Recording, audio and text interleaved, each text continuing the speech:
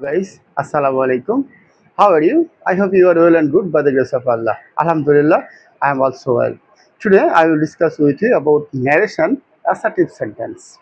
So please open your notebook and take your pen and write down the structure of assertive sentence.